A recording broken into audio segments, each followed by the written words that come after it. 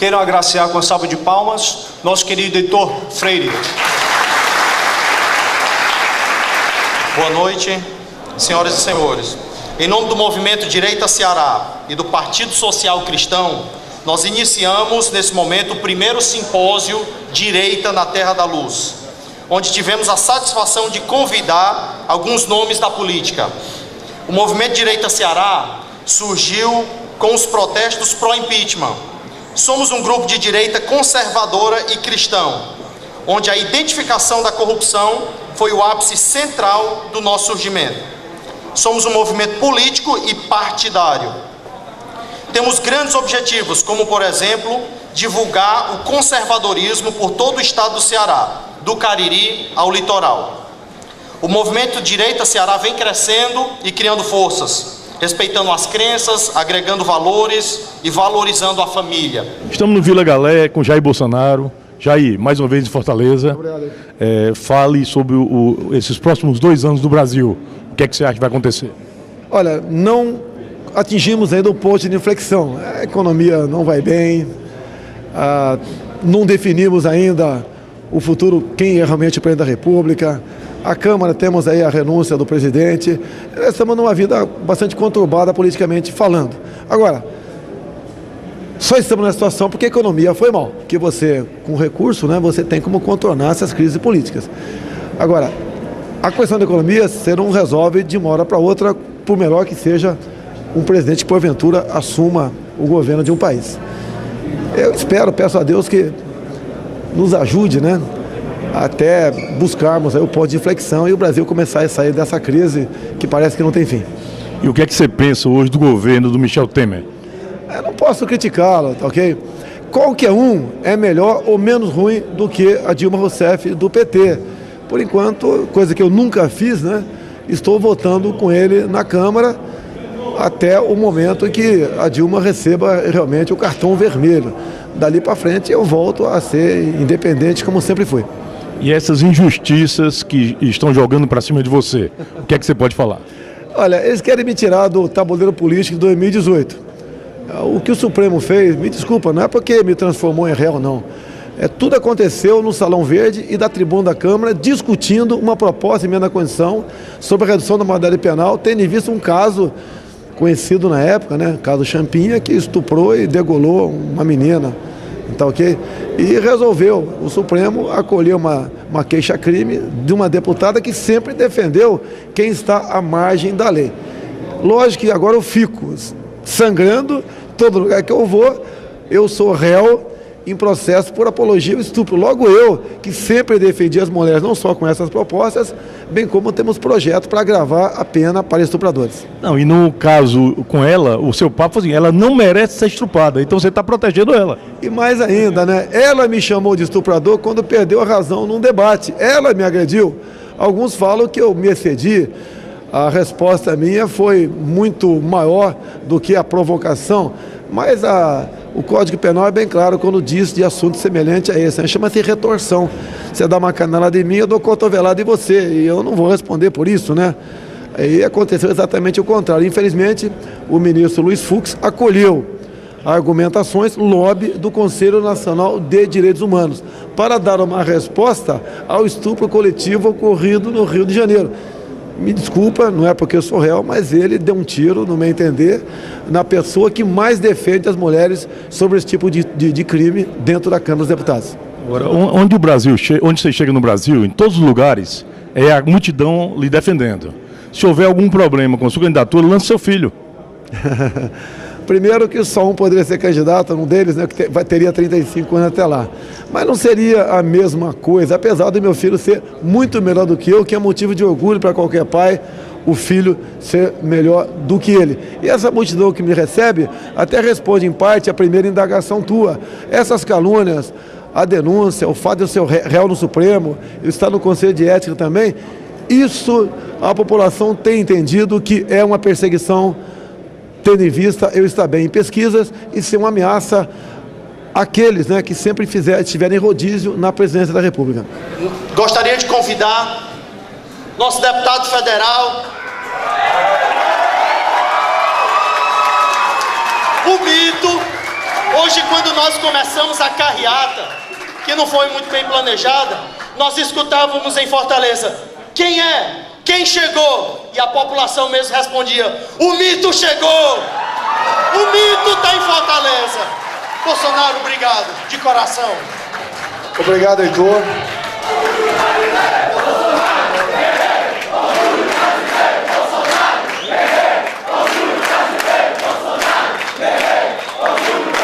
E dizer a vocês, o que me levou a pensar numa possível pré-candidatura? Foi através também de uma resposta que eu dei para uma loura. Eu não posso chamá-la de bonita, porque feia dá processo, bonita dá um pé no meu traseiro em casa. É melhor responder um processo no Supremo do que em casa para chamar alguém de bonita. Mas foi a Joyce Hasselmann. Ela estava na Veja ainda e foi no meu gabinete, né? E a gente vai se preparando cada vez mais para enfrentar a imprensa, mas de vez em quando eu perco a cabeça, né? Mas dessa vez eu não perdi. E ela perguntou para mim: você está preparado para ser presidente? Isso tem uns 2 anos. Eu peguei, poxa, o que eu vou responder para ela, né? Tem que ser uma resposta imediata. Muitos já sabem qual é a resposta aqui. Eu falei: bote na mesma sala eu, Lula e Dilma. Aplique-nos a prova do Enem.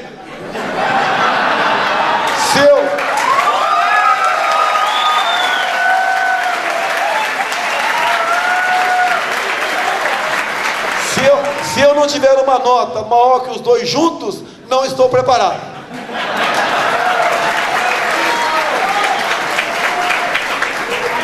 E começamos a pensar o que fazer para a gente mudar o país.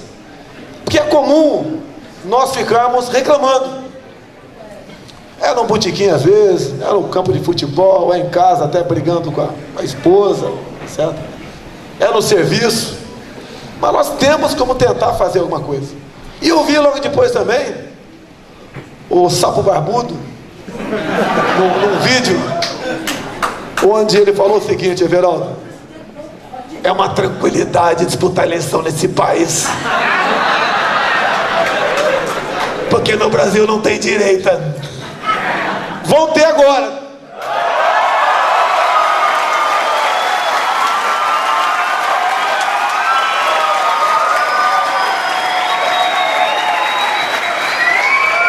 Porque caso eu seja escolhido pelo PSC, não vai ser. Pega o Everaldo ali e o senador aqui também, fazem parte da executiva aí. Nós vamos fazer um debate num nível muito acima do que vocês assistiram em 2014. Pronatec e Bolsa Família. Sei que aqui na região Nordeste tem a maior concentração de pessoas que recebem Bolsa Família. Logicamente, os nossos estudos, o meu particularmente, leva em conta que pouco mais de 30% não tem como sobreviver. Você tem que, o Estado dar um socorro para essa pessoa. Os outros quase 2/3 ou são fraudes, ou por omissão do Estado, o Estado não busca uma maneira de tirá-lo dessa situação, proporcionando-lhe emprego. E o que tira o homem da miséria não são projetos essencialistas, é o conhecimento. Agora, o PT, a esquerda, pensa em proporcionar conhecimento aos nossos filhos e netos? Não. Afinal de contas, né? Um outro livro aqui, o pessoal deve ter tido conhecimento dele, que chegou nas bibliotecas de muitas escolas públicas do Brasil. Aparelho Sexual e CIA. Há um livro aqui, um menino pelado, você enfia o dedo aqui, tem uma menina do lado de cá, e esse lixo chega nas escolas para os nossos filhos. Isso daqui não tem nada a ver com homossexualidade. Não tem nada a ver com antes que me acusem de homofobia, sei lá o que for. Isso aqui faz com que precocemente nossas crianças se interessem para isso.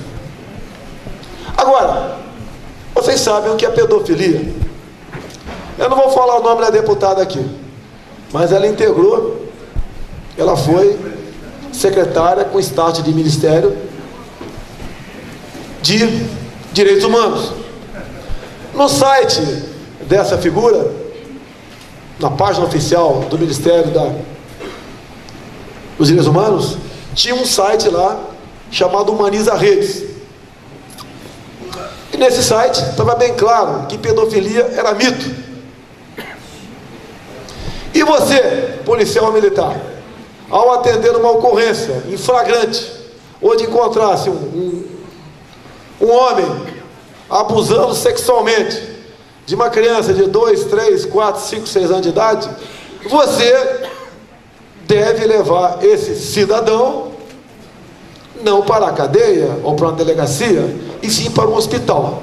Porque, segundo o site, caso aquele cidadão estivesse sofrendo de transtorno, após um laudo psiquiátrico, ele deveria ser submetido então a um tratamento e não a uma prisão. Eu sugeri e sugiro ainda um excelente psiquiatra para atender este animal, o Dr. Peixeira. Com essas coisas nós não podemos brincar. Quanto mais gente sem cultura, com necessidades, sem emprego tiver no Brasil, melhor para o PT. Que afinal de contas, o que ele precisa, na verdade, é esse cidadão pobre, iludido, enganado, que tenha numa das mãos um cartão do Bolsa Família e na outra das mãos o título de eleitor. Mas eu respeito quem não acredita em Deus. Isso, a religião, cabe a cada um decidir se vai tê-la ou não. Eu sou católico, a minha esposa é evangélica, da igreja do Silas Malafaia, e vivemos muito bem. Tenho amigos ateus também, que vivem muito bem, e eu particularmente acredito em Deus. Dei meu testemunho vivo, há poucas semanas, em Israel. Estava lá com o Everaldo, no local onde o Messias foi batizado. O meu nome, por coincidência, é Jair Messias Bolsonaro.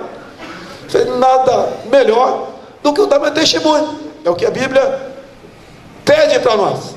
E eu sou temente. Eu tenho medo, né? Fico preocupado para onde eu vou depois que eu deixar essa terra aqui. É o destino de todos nós. E Deus tem nos salvo. Deus paga a cada um de nós uma missão. Nós temos uma missão aqui na terra. Digo mais, Everaldo, a primeira decisão terrível que eu tive na minha vida, eu estava na ativa no exército, era capitão. Geraldo Teófilo lembra bem da história aqui. E eu estava descontente com a questão salarial. Acontecia alguma coisa comigo. Tinha 3 filhos, 2 estão aqui. E resolvi escrever uma matéria para a revista Veja, na seção Ponto de Vista. E entrego a matéria, não entrego, fui na Veja, voltei, não assinei nada. E daí eu tinha que tomar adesão, vou ou não vou? Daí eu procurei tinha um subtenente, um negão, subtenente, lá no 8º já de ser paraquedista. Eu falei: ô Bento, está acontecendo isso, o que tu faz? Ele é espírita. E ele falou para mim: tu tem uma missão aqui na terra. Ele era um cara gordão, bonachão, né? Nada contra o pessoal, não vão me acusar de gordofobia aí não. Ele falou o seguinte: olha, se você não cumprir a sua missão aqui, tu vai reencarnar. Imagina reencarnar num corpinho como o meu. Eu falei: tô dentro. Fui na revista Veja, fiz a matéria na seção Ponto de Vista. Lógico que não é o caso de discorrer sobre ela, mas na questão particular que a gente vivia, sobre falsas acusações sobre cadetes da Academia Militar das Agulhas Negras. E logicamente eu tive uma punição, né? Mas a punição até foi muito engraçada. O comandante da Brigada Paraquedista era o general Acrísio Figueira. E acabou a sindicância, ele me chamou, né? E eu fui lá conversar com ele, obviamente. E ele falou: capitão, senta aí. Pô, o general mandar um capitão sentar não é boa notícia. O senhor, pô, o general chamando o capitão de senhor, vai ser péssima notícia. Ele falou: eu vou ter que te aplicar uma detenção, né? A prisão disciplinar que acontece nos quartéis ali, corretivo. E eu errei, eu dei uma declaração na revista Veja. Ele falou: olha, eu não sei se te dou 15 dias de cadeia ou 20. Quantos dias o senhor merece? Olhei para a cara dele e falei: general, eu mereço 20. Daí ele falou: como você está sendo sincero, eu vou te dar 15. O general Acrísio Figueira, um grande homem, vivo ainda, meu amigo, meu irmão. E foi no momento, quem é mais velho aqui lembra-se muito bem, onde o ministro do Exército era o senhor Leônidas Pires Gonçalves, o primeiro ministro, né? Depois ali do último presidente militar, o general Figueiredo. E ele era uma pessoa, logicamente, um dos mais velozes por disciplina, é o que mandou aplicar essa punição em mim. E outros problemas, infelizmente, eu tive, um outro problema eu tive, é um caso discutir aqui, que é muito longo, mas ele queria, vamos assim dizer, que cortasse a minha cabeça. O que aconteceu no início do ano 2000? Eu estava no Clube Militar, lá no Rio de Janeiro, deputado federal, e de repente estava na minha frente o general Leônidas Pires Gonçalves, já na reserva. E ele, perto de mim, começou a conversar comigo. Eu fiquei numa banana, né? Poxa, quem sou eu, né? Pô? O colega, o general, tentou cortar minha cabeça, com razão, tá certo? E está conversando comigo. E eu cheguei para ele e falei: o senhor sabe com quem o senhor está falando? Não é o seu deputado, não. Eu, o capitão. Ele falou: sei sim, não sou maluco, não. E a partir daquele momento, no ano 2001, 2002, fizemos uma grande amizade. Nunca discutimos o meu passado dentro da caserna. E foi um grande homem na minha vida, que eu lamento muito ele ter falecido o ano passado. Era um homem que conversava comigo sobre os vários problemas nacionais. Era um homem que fez a transição. Era um homem que tinha realmente o Brasil em seu coração. Incompreendido, inclusive, por mim, quando estava na ativa, quando ele trocou o nosso uniforme. Mas o recado que eu quero dar para vocês: na nossa vida, em especial na minha, senador Gadelha, nós não podemos ficar olhando para trás.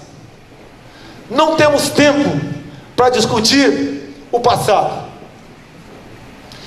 Agora há pouco uma televisão perguntou para mim sobre uma liderança política local aqui, que já havia citado meu nome em outros momentos e que ia me destruir num debate.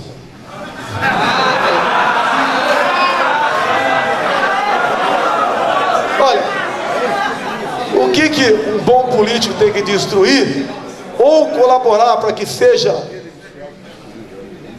destruído em parte, pelo menos, é a questão da corrupção, é destruir, diminuindo aí a violência em nosso país, atacando o desemprego, não é atacando a minha pessoa. Não há da minha parte qualquer obsessão pelo poder. Agora eu vou lembrar da Dilma Rousseff, que eu gosto dela. No nosso meio a gente fala muito em abacaxi, né? A Dilma fala em mandioca. Quem assumir em 2019, Gadelha, não vai ter abacaxi não, vai ter um mandiocal pela frente.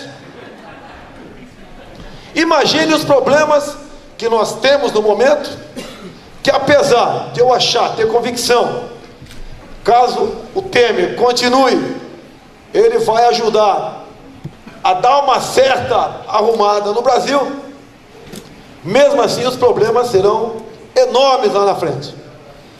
Quando eu vejo uma mãe na minha frente aqui, uma mãe que perdeu um filho, eu não tenho 3 não, eu tenho 5, 3 com o primeiro casamento. Um aconteceu quando eu estava solteiro.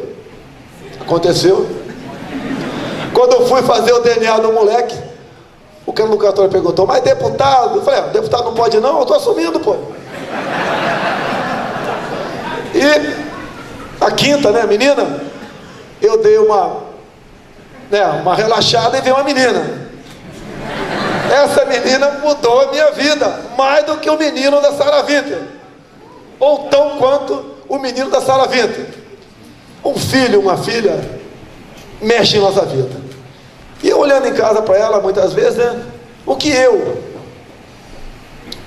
7º mandato de deputado federal, vou deixar para minha filha, que tem praticamente a idade de 2 netas minhas. Nós temos que tentar mudar.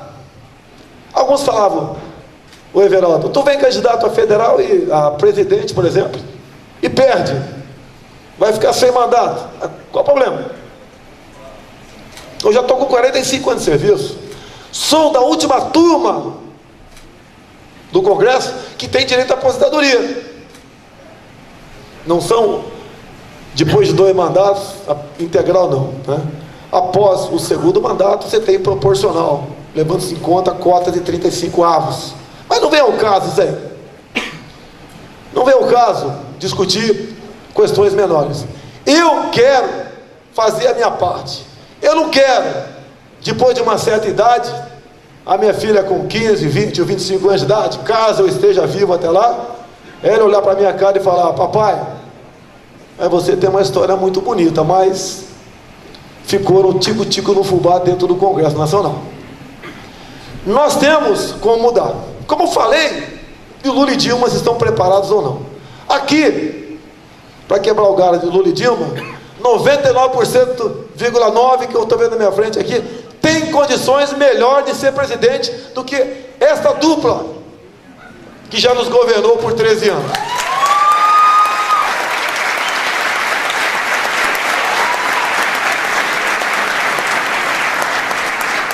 E como eu já tive problemas com o Zé Dirceu, e eu gosto muito dele também, eu vou dar um recado para o PT. Lembra que o Lula chamava o Zé Dirceu de capitão do PT? O capitão do PT está preso. O capitão que diz que é ditatorial está aqui.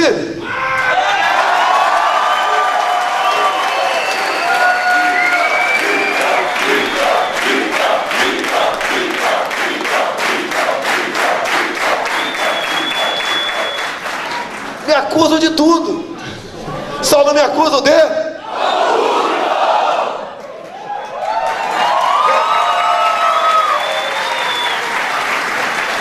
Tentaram me botar num crime de racismo.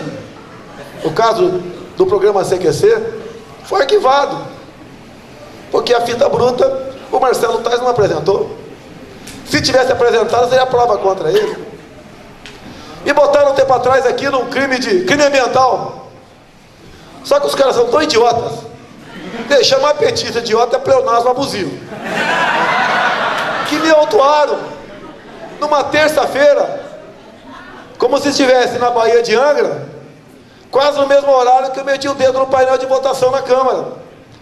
Nem se eu tivesse, se fosse o de flash, eu teria condições de estar no local onde fui autuado e ter metido o dedo no painel da Câmara. Mas fiquei sangrando 3 anos como criminoso ambiental. E por tabela, ainda falaram que eu queria tirar o porte do pessoal do IBAMA. Eu quero que alguém do IBAMA estiver aqui e me diga qual a lei que você tem direito a porte de arma. Não tem. Tem um decreto fajuto do PT. E nós estamos tentando há muito tempo dar o direito por lei. Porque o dia que um agente do IBAMA tiver problema com a sua arma, e o outro lado tiver um bom advogado, mesmo o colega do IBAMA estando cumprindo para com o seu papel, ele vai ter problemas com a sua arma, sim. Então, essa nossa busca, doutor Everaldo, o Gadelha, meus filhos, vários outros amigos, agora também aqui o Heitor, estou com uma colinha aqui, tá? Agora tem também com o Heitor do nosso lado aqui, o Alex, meu irmão, dizer que a forma como vocês têm me recebido, no aeroporto pelo Brasil. E momentos como esse nos dá a energia para buscar mudar o país com gente como vocês ao nosso lado. Quem sou eu na política? Apenas um deputado federal de 7 mandatos. Nunca fui candidato a prefeitura, governadoria, nunca tive cargo na mesa diretora, nunca fui sequer vice-líder. Mas era de outro partido. Eu não posso ter essa função agora porque está andando. O vice-líder tem que estar mais atuante dentro da Câmara.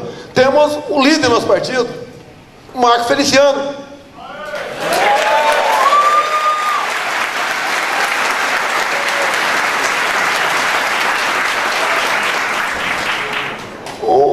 Nós batemos aí 99% das nossas propostas. É criticado. Mas ninguém atira pedra em árvore seca. Pô. O tema aqui era corrupção. Eu acho que não tem povo mais escolarizado em corrupção do que o brasileiro. Hoje tem mais uma operação Lava Jato. Nós sabemos o que é isso. Quem é empresário aqui, empreendedor, quando sai do Brasil, sabe que quando chega lá, caso vá discutir algum tipo de negócio, ele já chega com a manta da suspeição sobre si. É um país aqui que, onde, pelo que tudo indica, sem corrupção não vai para frente. E parece que de vez em quando a gente fica pensando, lembra daquela doleira do dinheiro na calcinha? Que tinha o dólar na cueca, que é de um cearense, cujo irmão tem uma matéria minha muito boa na Folha de São Paulo, antiga, né? O título é Guerrilheiro de Festim. Ok? A doleira falou que ela foi pega também com o dinheiro na calcinha. Se não me engano, 100 mil dólares. Ô, calcinha bacana essa, hein? Algum deles está pensando, se minha namorada tivesse uma calcinha dessa. Ela falou que o Brasil sem corrupção não anda. Mas, aí sim, praticamente uma cultura, nós temos que buscar uma maneira de mudar isso daí. E temos como mudar. O Brasil é um país maravilhoso. Estivemos há pouco tempo em Israel.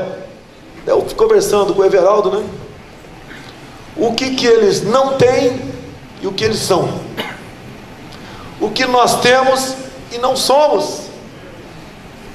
Perguntam pra gente lá, como é que vocês conseguem não ser ninguém no cenário nacional? O Lula aqui fazendo concessões, dinheiro nosso do BNDES para o mundo todo, etc., atrás de uma cadeira no Conselho de Segurança da ONU. Eu discursei na Câmara, né? Deve ser para servir 51 para a galera. Um país, meu general, que tem umas forças armadas que pese o brilho dos seus homens, o seu patriotismo,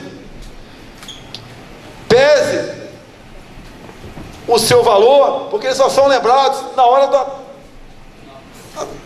do sufoco, como agora está sendo lembrado para a ocasião das Olimpíadas. Um país cujos governantes não dão o mínimo valor às Forças Armadas. Tivemos no dia de ontem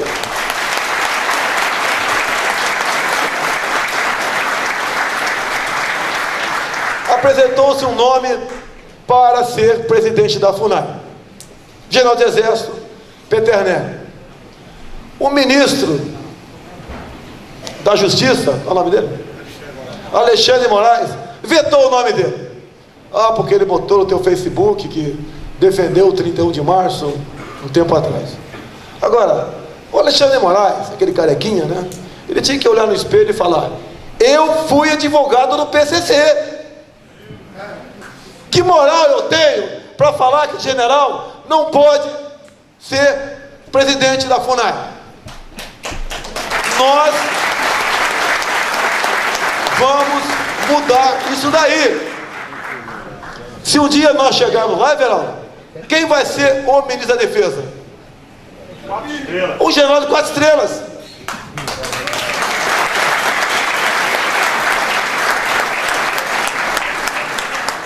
Quem nós vamos botar no MEC? Ministério da Educação e Cultura. Olavo de Carvalho.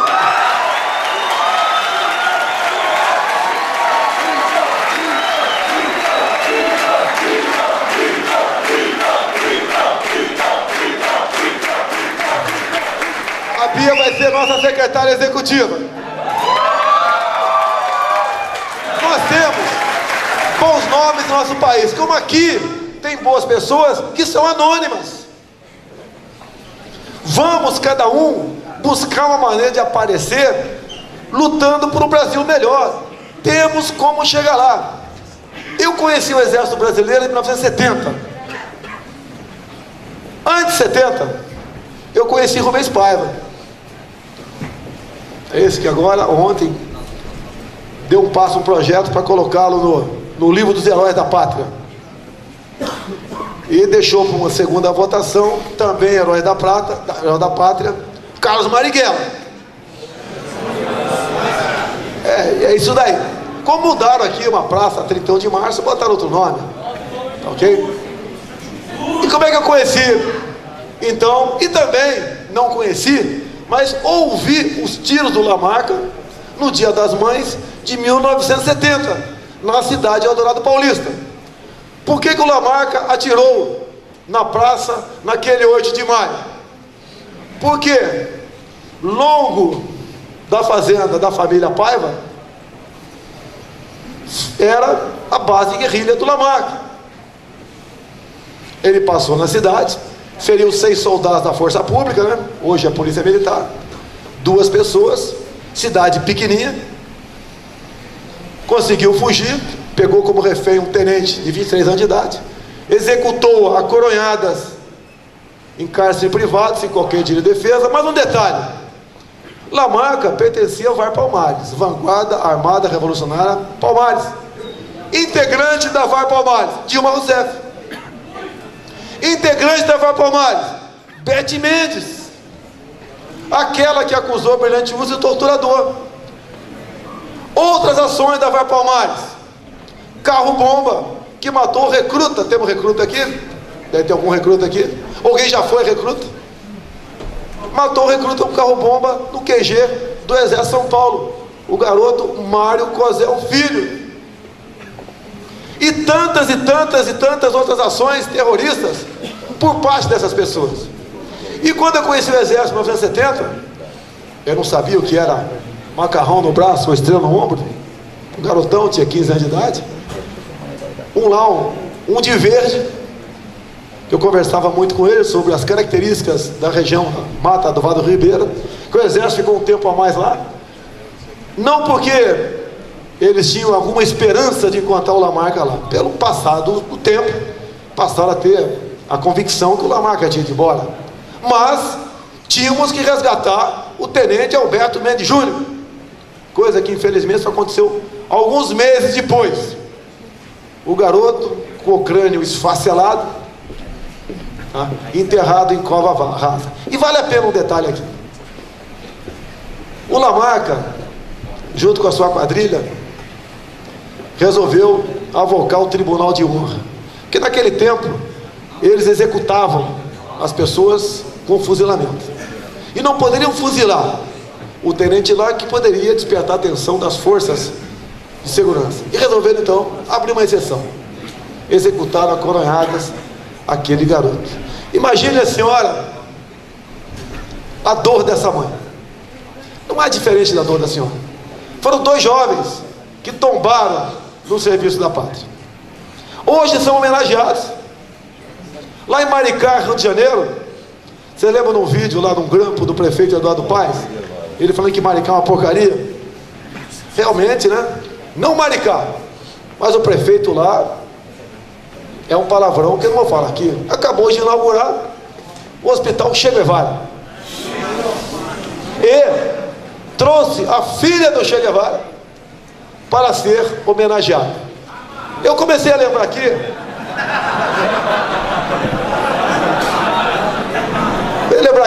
em 1961, quando o presidente Jânio Quadros condecorou com a Gran Cruz do Cruzeiro do Sul Che Guevara.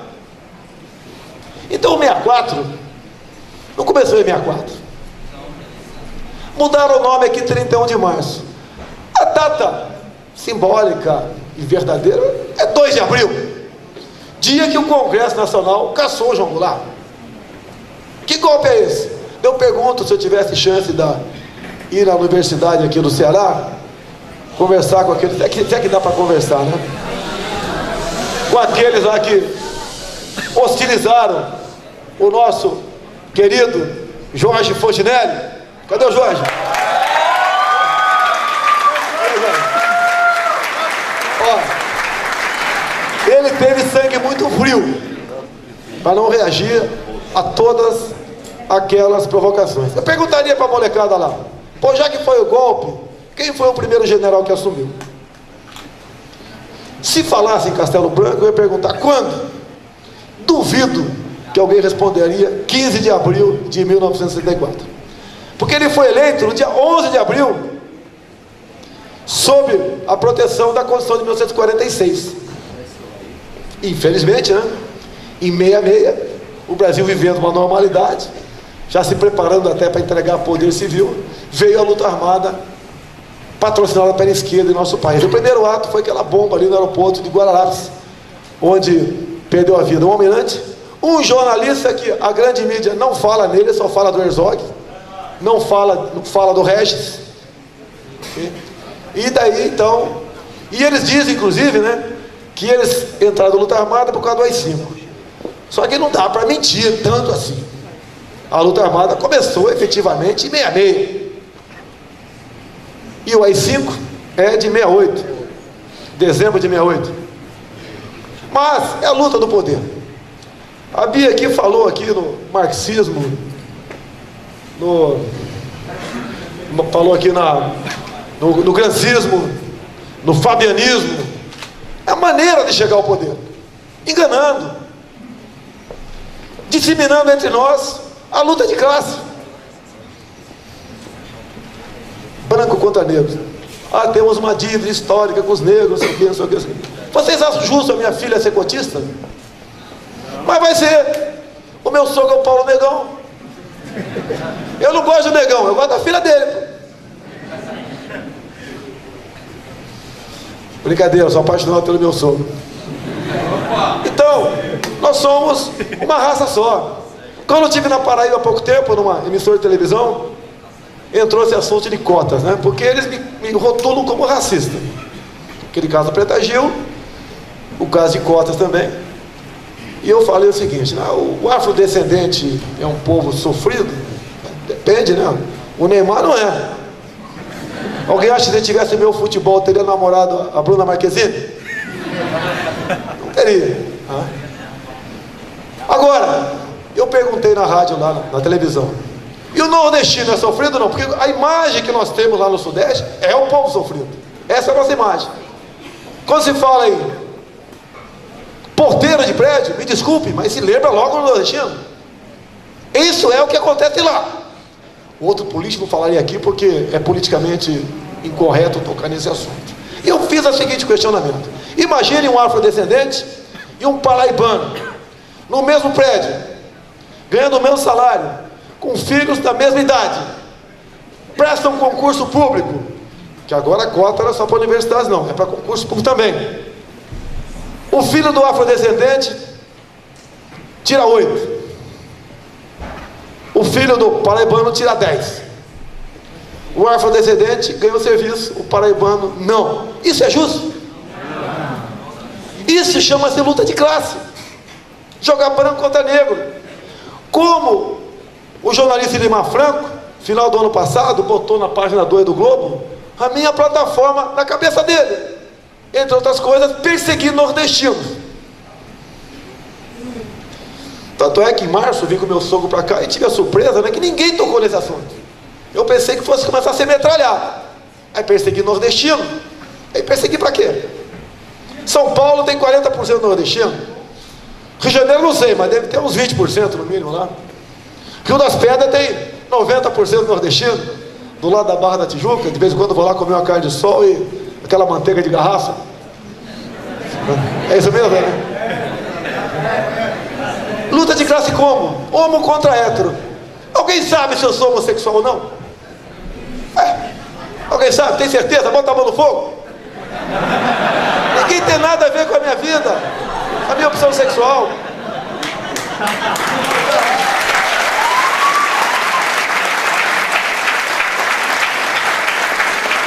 Ficam jogando homos contra héteros. E alguns homos acham que são semideuses. Querem direito. Que direito, pô? Que direito? Ah, nós sofremos. Sofre como? Se tem algo que eu estou fazendo que eu não gosto, eu não faço mais. Mas na cabeça de uma minoria homossexual,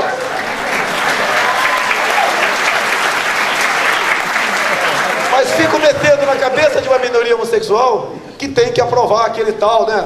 Já sepultado PLC 122, que caso um pastor ou um padre não realize o casamento, ele pode pegar 3 anos de cadeia inafiançável, entre tantas outras coisas. A gente luta contra isso, homofóbico. É como diz o pastor Silas Malafaia: você pode criticar deputado, juiz, advogado é gostoso de criticar, torcedor do Flamengo, okay? Agora, quando você fala em gay, não pode. Eu fico imaginando os mais velhos aqui, se o Costinha fosse vivo, que o ponto principal do Costinha na televisão é contar uma piada de bichinha. Estaria preso, coitado. Jogam, além do sulistas contra nortistas, jogam no momento brancos contra índios. Estamos vendo conflitos no Brasil, prejudicando enormemente a nossa agricultura, que é o carro-chefe da nossa economia. Uma verdadeira indústria, vou chegar lá, uma verdadeira indústria da demarcação em terras indígenas. Não tem terra indígena onde o subsolo não seja rico. Como não se consegue acordar para isso? Temos proposta para explorar de forma sustentável essas reservas dentro das reservas indígenas. Porque o índio não quer latifúndio, ele quer energia elétrica, ele quer uma maquininha para fazer a tua farinha, ele quer um trem para matar as tuas lombrigas, ele quer um dentista para não doer mais o dente dele, quer namorar gente diferente, lembra do Paiacã? Querem D10, eles querem se integrar à sociedade dos seres humanos. É injusto o que os últimos governos vêm fazendo com os índios, condenando muitos deles dentro de reservas como se fosse um zoológico, um bicho para ser visitado. Não é dessa forma. E o risco que nós corremos, mais cedo ou mais tarde, é essas grandes reservas se tornarem independentes. Porque o primeiro mundo, com razão, eles estão certos, nós que estamos errados, estão de olho nessas reservas de fontes não renováveis. Quando se fala em segurança pública, eu lembro não vou citar o nome para evitar problema, de um deputado estadual, trabalhava em televisão no Rio de Janeiro, fazia um programa policial e toda hora falava: pra cima deles, poliçada! Pô, bacana pra caramba, né? Pra cima deles, poliçada! Agora, quando o policial matava um vagabundo e vinha gente de seres humanos e conseguia, na base da fraude, transformar auto-resistência em execução e o policial ia para a cadeia, aquele cidadão não falava nada. O cara está para cima dele poliçado. Como eu disse no começo aqui, se um dia eu tiver o comando no Brasil, soldado meu em combate nunca sentará nos bancos dos réus.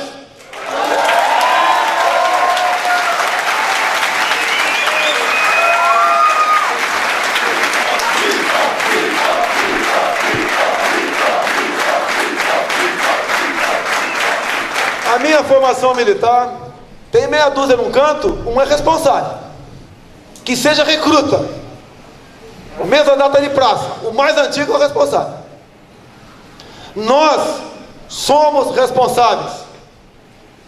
O atual governo não é responsável. Lembra o Dourado dos Carajás? É só ver a fita. Não precisa acreditar que eu estou falando, não. Confie nos seus olhos. Se aqueles policiais não atirassem, morreriam. Infelizmente, tiveram que atirar e alguns sem terra morreram. A todos eles, massa de manobra dos marginais caciques do MST. O que aconteceu com eles? Processos infindáveis. Coronel Pantoja condenado a 400 anos de cadeia. Responsabilidade do secretário de segurança, zero. Ué, que pipoca é essa? O coronel não foi lá com a tua tropa porque quis ir, recebeu uma ordem superior.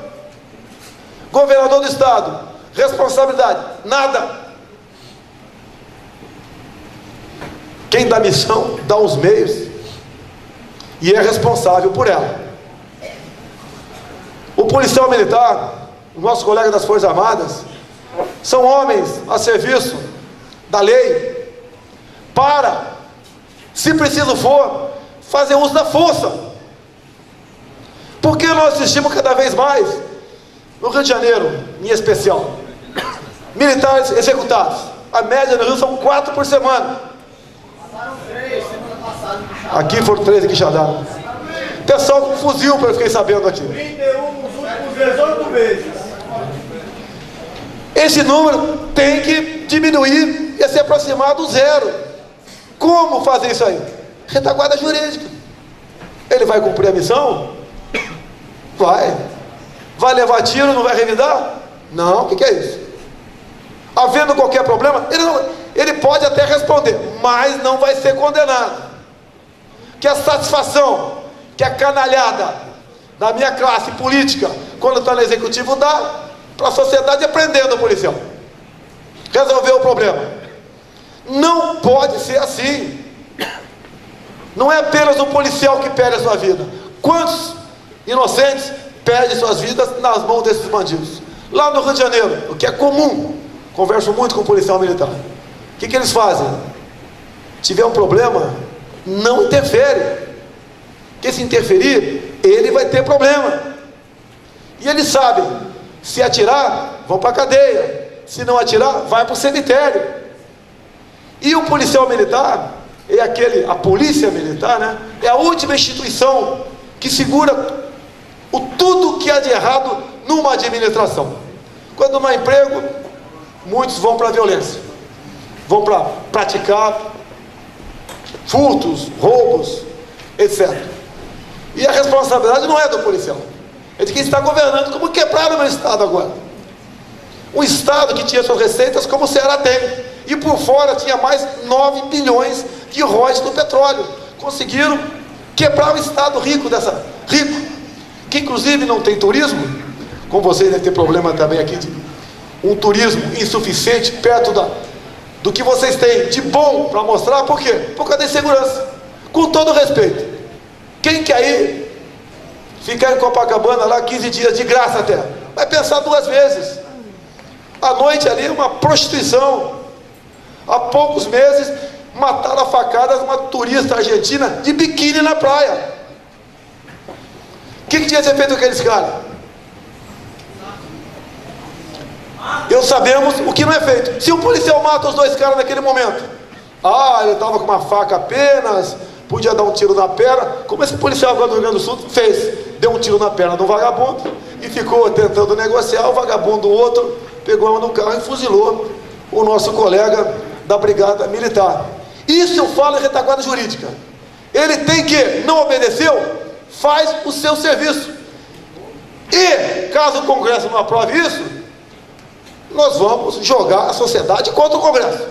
E eu espero que, por ocasião das eleições de 2018, vocês votem em gente que tem um perfil igual ao de vocês. E não aquele cara que fica falando, coitadinho do pobre, coitadinho do negro, coitadinha da mulher, coitadinha do índio, coitadinha do gay. Não podemos criar uma sociedade vitimista. O que nos vai alavancar ao primeiro mundo é a liberdade que vocês terão e têm que ter para se instruir e para interagir com a sociedade através do trabalho em cada um de vocês. A gente fica vendo, né, Veraldo? Estou acabando, quer que eu acabe? Não. Fica vendo lá em Israel. É o único país que não tem petróleo. Daí nós vimos muita coisa lá. Piscicultura no deserto. Pô, os caras criam peixe no deserto.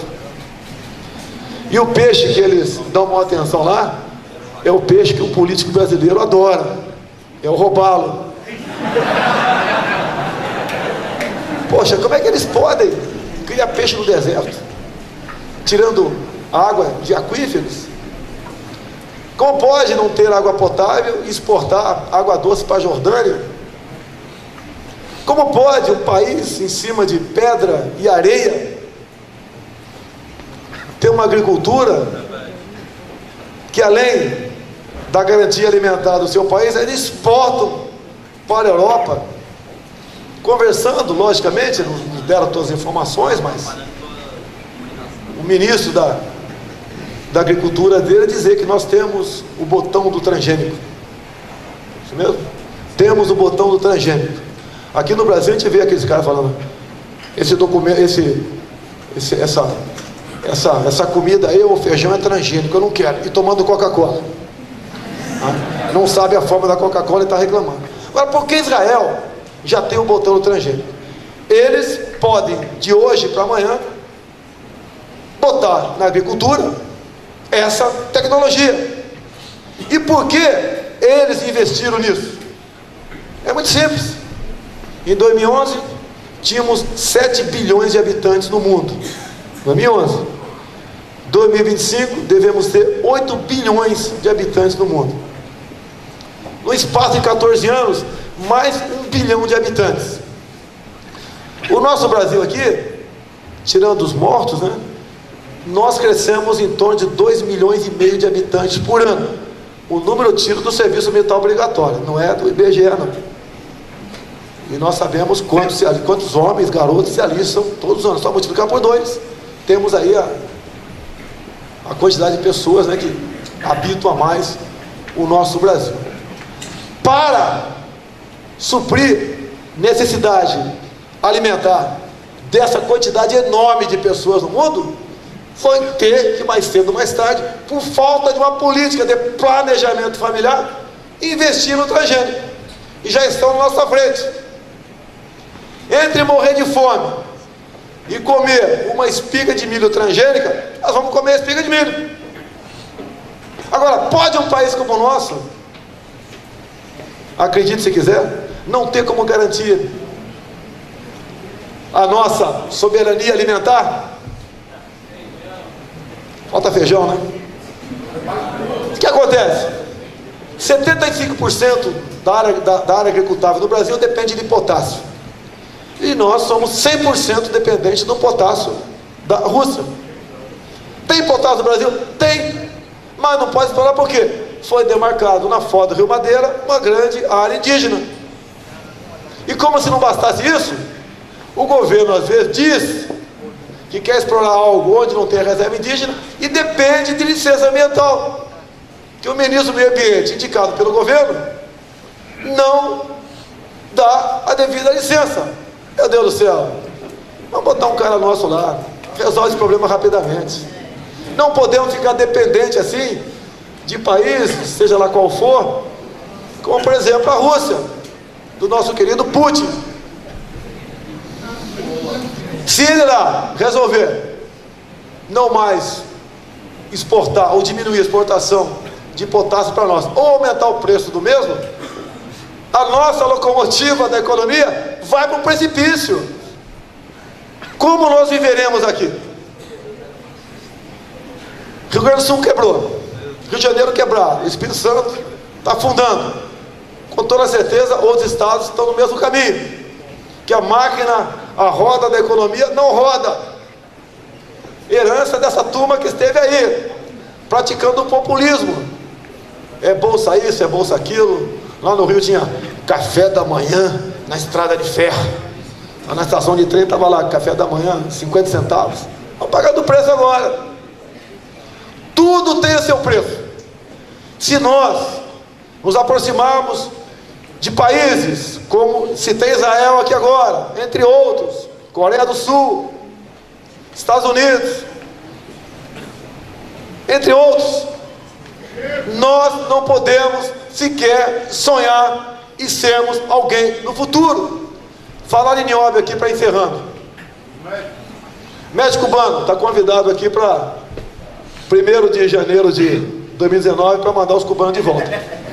Agora, eu falaria mais.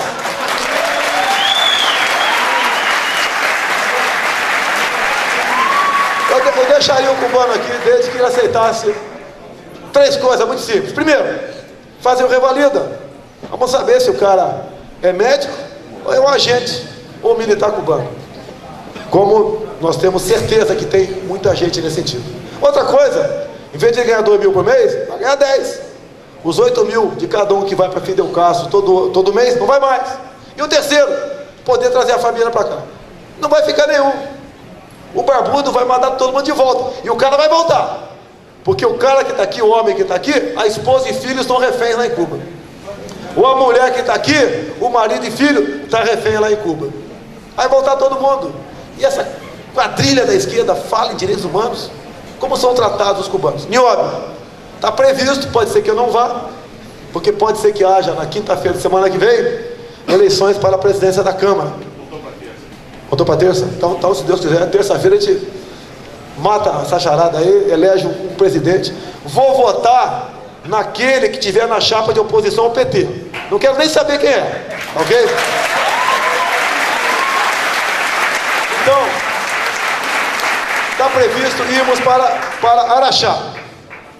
Catalão produz nióbio também. Nióbio tem no mundo todo, mas em concentração comercial, Brasil, 97% aqui. Fui convidado pelo empresário que explora nióbio em Araxá. Foi lá, foi um general, inclusive, trabalha com ele, acabou de ir para a reserva, um garoto. Agora falar general de brigada é garoto para nós, né?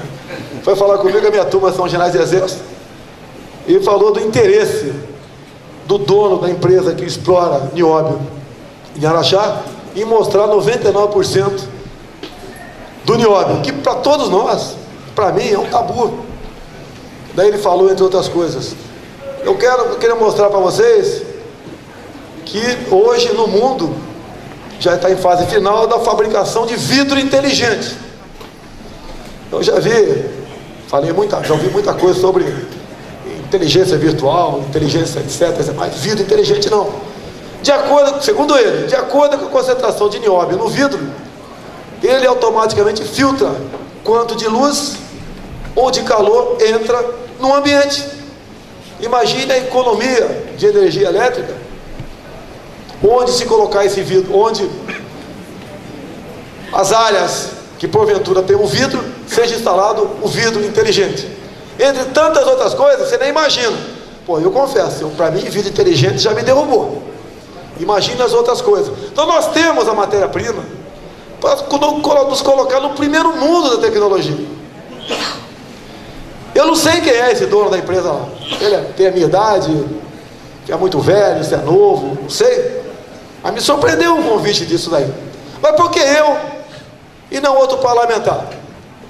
A conclusão fica para vocês. Nós pensamos no Brasil. Nós não queremos negociar nada com ninguém. Já falei para o Everal, você chegar lá, você tem que dar exemplo. Um dia o almoço vai ser arroz, feijão e ovo. No outro dia, ovo, arroz e feijão. Pode ser arroz, ovo e feijão, pode ser, ok? Você tem que dar exemplo. De vez em quando, né, o pessoal me convida para almoçar em algum lugar. Qual é o teu cardápio preferido? Eu falei, companheiro, depois de 17 anos de exército, eu só não como o que não tem. Eu sei que vai ser melhor do que um boi ralado, uma galinha batida pela artilharia. Quando a comida está um pouco azeda no quartel, qual o macete? Atrasa o rancho 1 hora, a galera enche o bucho e não reclama. Eu lembro lá em Niuaque, todo mundo tem apelido no quartel, né? Quem não tem? Eu tinha, pô. Cavalão. Colega da minha turma aqui, ó, também tem apelido também, o Evaldo aqui. Eu lembro que tinha um soldado, né, no recruta, que foi no médico. Em Niuaque, 20% do que incorporava era índio, né? É um pessoal humilde, não tinha nada na cidade. Okay? Geralmente quem ia para lá era para cumprir estava pagando um castigo. Quando eu cheguei lá, os mais antigos perguntaram: que besteira você fez para vir para cá? Eu falei: eu estou vindo para cá porque com o que eu estou ganhando, eu não posso me casar. E acabei me casando indo para Nhoaque. Imagine que presente que eu dei para a mãe do Eduardo e do Carlos. Mas o soldado foi no médico, né? E daí foi diagnosticado que ele tinha gastrite. E daí, mas quando ele voltou para a bateria, eu perguntei para ele: o que você tem, soldado? Que geralmente o doutor aqui, ele cobrava flexão, canguru, abdominal, e resolvia o problema. Ele falou: tenho gastite. Tudo bem, passou a ser apelido soldado gastite. E uma vez, né, entrando no rancho, ele estava numa caçarola grande, fazendo um refresco. E tinha jogado lá pacote de açúcar lá dentro, estava mexendo o refresco com o braço.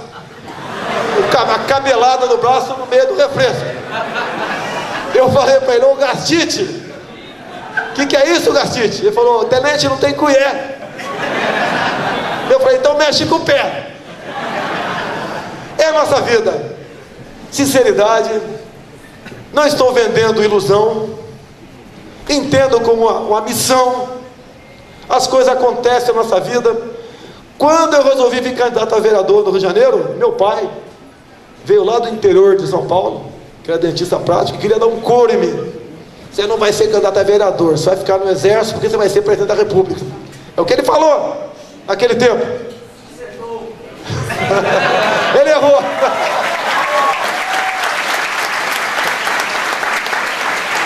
Eu vim candidato a vereador, me elegi. E no nosso meio, né, a consciência, general Teófilo, que se serve a pátria com farda, com paletó e gravata, com macacão, com uniforme, o bomba aí, os bobeiros, com a sunga na praia,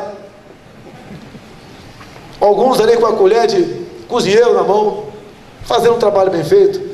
Todos nós estamos servindo a nossa pátria. É o sonho que eu tenho, continuar servindo a minha pátria. E isso eu sei que é inerente a cada um de vocês. Ninguém está aqui atrás de favores, atrás de pedir algo para o Estado, porque vocês têm a consciência que não é você estando bem que o Brasil estará bem. É o Brasil estando bem que todos nós estaremos bem.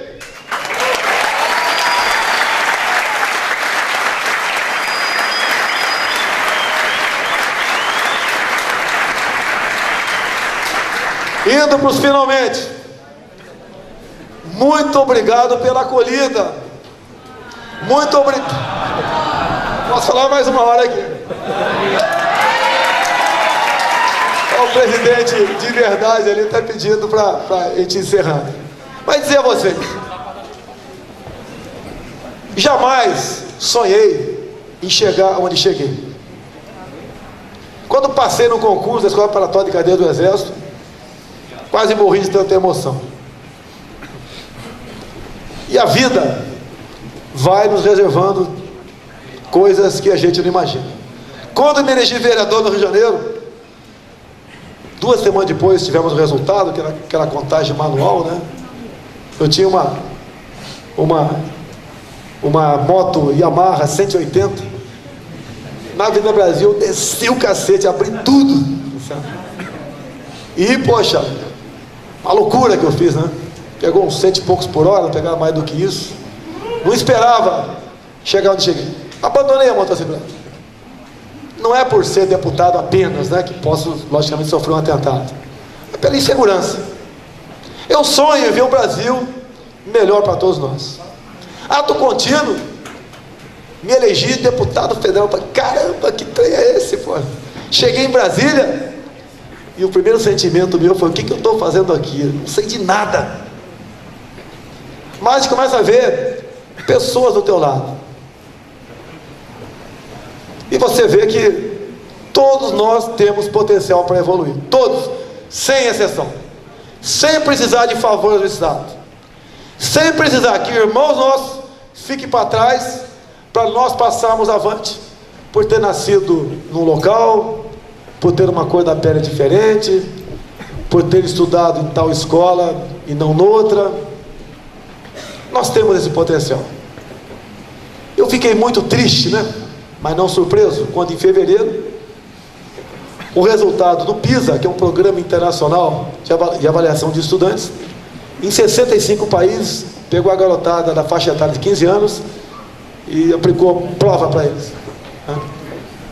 Nós ficamos no número 59, 59º, só meia dúzia depois de nós. E a prova de matemática era bastante simples, uma regra de 3. Eu não tive acesso, mas é uma regra de 3 simples. $1 vale R$4, $3 vale quantos reais? A molecada, 67% dos nossos alunos, 7 em cada 10 errou uma questão simples dessa. Os menos 70%, na prova de leitura, ele lia um parágrafo, lia o segundo, daí mandava parar. O que você entendeu do primeiro parágrafo? 70% da molecada de 15 anos de idade não entendeu isso. Obviamente, quem é mais velho aqui lembra da cartilha Caminho Suave. Lembra que quando tinha uma festa, os primeiros nomes da lista de convidados eram os professores. Hoje o professor está muito mais preocupado em não apanhar do que em dar aula. Muitos pais, de forma irresponsável, mandam o filho para a escola mais atrás da merenda do que atrás do saber. Garotada fácil, presa fácil para esses comunas canalhas que vem cada vez mais ocupando espaço na nossa sociedade. Meus amigos, é o sonho que eu tenho, compartilho com vocês. Peço a Deus que nos dê forças para continuarmos nessa trilha.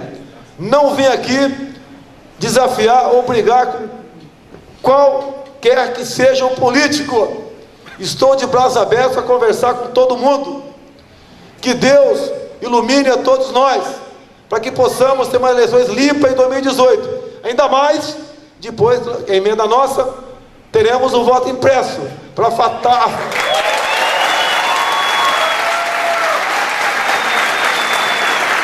afastarmos de vez a possibilidade de fraude. Nós temos como mudar esse Brasil. Eu acredito em vocês. Brasil acima de tudo, Deus acima de todos. Muito obrigado.